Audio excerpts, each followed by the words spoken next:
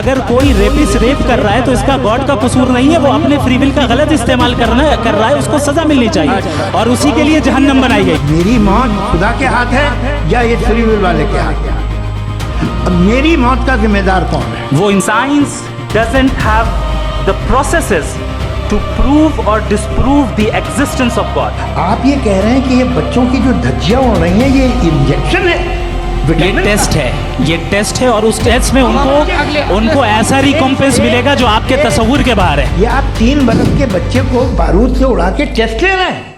हाय, साल 1966 में आई राज कपूर साहब की फिल्म तीसरी कसम का एक मशहूर गीत था।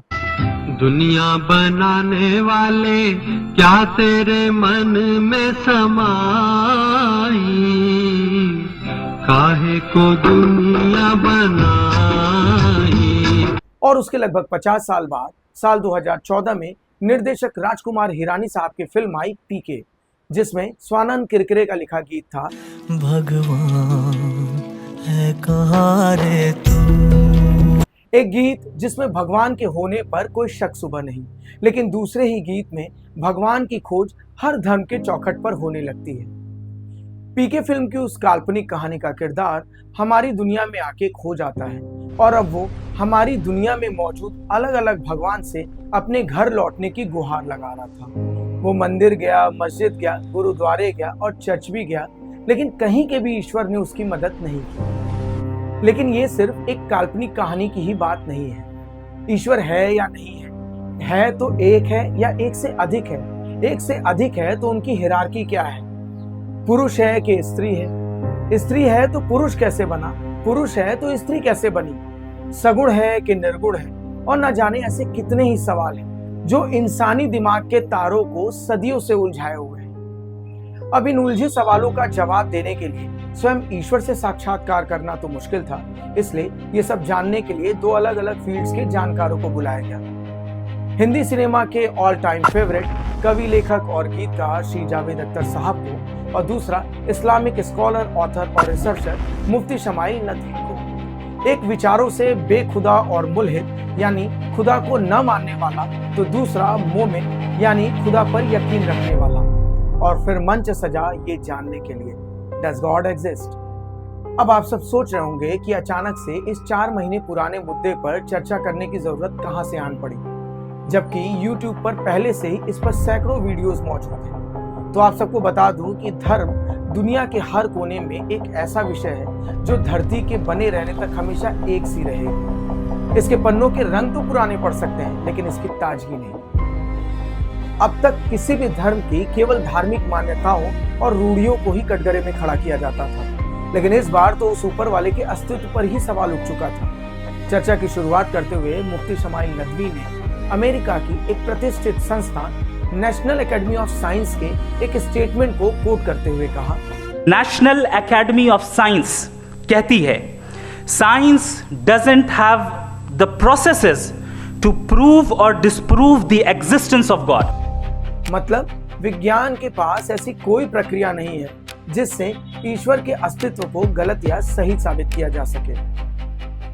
इस बहस के कुछ ही दिन बाद तिब्बती धर्मगुरु दलाई लामा को 90 साल की उम्र में meditation the reflection of his holiness the Dalai Lama के लिए ग्रैमी अवार्ड मिला। और अब बोधगया में the Dalai Lama centre for Tibetan and Indian Asian wisdom बन रहा है, जिसका लक्ष्य प्रेमपूर्ण दया और करुणा के मानवीय मूल्यों को बढ़ावा देना है और इसके साथ ही दुनिया भर के धर्मों के बीच में सद्भाव को बढ़ाना है। अब आप सब फिर से सोच में पड़ गए होंगे कि यहाँ पर मैं दलाई लामा का जिक्र क्यों कर रहा हूँ, आखिर उनका इस मुद्दे से क्या कनेक्शन है? तो कनेक्शन है, बहुत ही गहरा कनेक्शन है। दलाई लामा शायद दुनिया के एकमात्र ऐसे धर्मगुरु हैं जो कहते हैं कि अगर विज्ञान किसी भी बौद्ध मान्यता को गलत साबित कर दे तो बौद्ध धर्म को बदलना होगा, विज्ञान को नहीं। सोचिए, 2 अलग अलग धर्मों के धर्मगुरु, एक ओर सहजता और स्वीकार्यता तो दूसरी ओर शक्ति और सदियों से चली आ रही रूढ़िवादी प्रथाओं और विचारों को ना छोड़ने की जिद। इस बहस में जहां जावेद साहब बेफिक्रेपन से आम बोलचाल की भाषा में अपनी बात को रख रहे थे, तो वहीं मुफ्ती शमाइल पेन डायरी लेकर कुछ ऐसे भारी भरकम एकेडमिक शब्दों का प्रयोग कर रहे थे जो आम जन के साथ ही जावेद साहब की भी समझ से कोसों दूर थे। मेरा मानना है कि विज्ञान और तकनीकी विषय को छोड़कर कोई भी चर्चा और बहस तब तक सार्थक नहीं मानी जा सकती जब तक कि वो गांव के किसी किसान को और उन माओं को जिन्होंने अपनी पूरी जिंदगी चूल्हे चौके में झोंक दी हो को सिर्फ सुनने मात्र से समझ में आ जाए। इसलिए आज मैं उस बहस के कुछ ऐसे ही शब्दों को आम बोलचाल की भाषा में डिकोड करने का प्रयास करूंगा ताकि भारत और दुनिया के किसी भी कोने में रहने वाले भारतीय को बेहद सहजता और सरलता से इस मुद्दे की समझ हो सके। उस दिन मुफ्ती शमाइल नदवी ने कहा कि खुदा का ना कोई भौतिक स्वरूप होता है और ना ही वो प्रकृति के नियमों से बंधा हुआ है, इसलिए उसके अस्तित्व को एम्पिरिकल एविडेंस से नहीं बल्कि अक्ल, लॉजिक और रीजनिंग से साबित किया जा सकता है। अब एम्पिरिकल एविडेंस को यूं समझिए कि सूरज पूरब से उगता है और पश्चिम में डूबता है। इस तथ्य को देखा भी जा सकता है और परखा भी जा सकता है, लेकिन मुफ्ती साहब ने अक्ल, लॉजिक और रीजनिंग की मदद से एक भी ऐसी मिसाल नहीं पेश की जिससे खुदा के होने का एहसास भी हो सके। मुफ्ती साहब का तो फेथ और बिलीफ को लेकर भी अनोखा तर्क है। जो फेथ और बिलीफ खुदा को माने वो सही और जो न माने वो गलत। एपिस्टेमोलॉजिकली फेथ और बिलीफ का फर्क आप इस तरह नहीं कर सकते सर। फेथ सही भी होता है, गलत भी होता है। बिलीफ सही भी होता है, गलत भी होता है। और आज हम फेथ पे बात नहीं कर रहे, हम ट्रूथ और डज गॉड एग्जिस्ट पे बात कर रहे हैं। क्या डज गॉड एग्जिस्ट, ये ट्रूथ यानी गॉड है या नहीं है, इसमें से दोनों ट्रूथ क्या है। अब आप उसे फेथ कह लें, बिलीफ कह लें, नॉट माई बिजनेस। मुफ्ती साहब जिस मुद्दे पर दुनिया को रोशनी देने आए, अगर वही आपका मसला ना हुआ तो फिर कौन से लॉजिक और रीजनिंग से खुदा की रहनुमाई को साबित करेंगे आप। असल में फेथ यानी आस्था एक व्यक्तिगत मसला है जिसका इस्तेमाल ईश्वर के संदर्भ में चलता है। इसे और आसान शब्दों में समझें तो जब किसी व्यक्ति का विचार या मत सवाल, सबूत और संदेह से परे हो जाए तो वो आस्था का रूप ले चुका होता है, जबकि बिलीफ यानी विश्वास इससे अलग होता है। मसलन भारत की अर्थव्यवस्था को देखते हुए कहा जा सकता है कि एक दिन भारत महाशक्ति के रूप में उभरेगा। यहाँ भारत के प्रति आस्था नहीं बल्कि वो आंकड़े काम कर रहे हैं जो भरोसा दिलाते हैं कि एक दिन भारत भी महाशक्ति बन सकता है। इसलिए हम कह सकते हैं कि विश्वास तथ्यों और तर्कों पर आधारित विचार है जिसे वास्तविकता के तराजू पर तौला जा सकता है। दूसरा एक शब्द था कॉन्टिजेंट, जिसे मुफ्ती साहब बार बार दोहरा रहे थे। कॉन्टिजेंट से आप ये समझ सकते हैं कि किसी चीज का होना जरूरी नहीं है, लेकिन अगर वो है तो वो किसी कारण से है, यानी वो जरूर किसी पर निर्भर होगी। जैसे फल पेड़ से आया, पेड़ बीज से आया, बीज धरती से आया।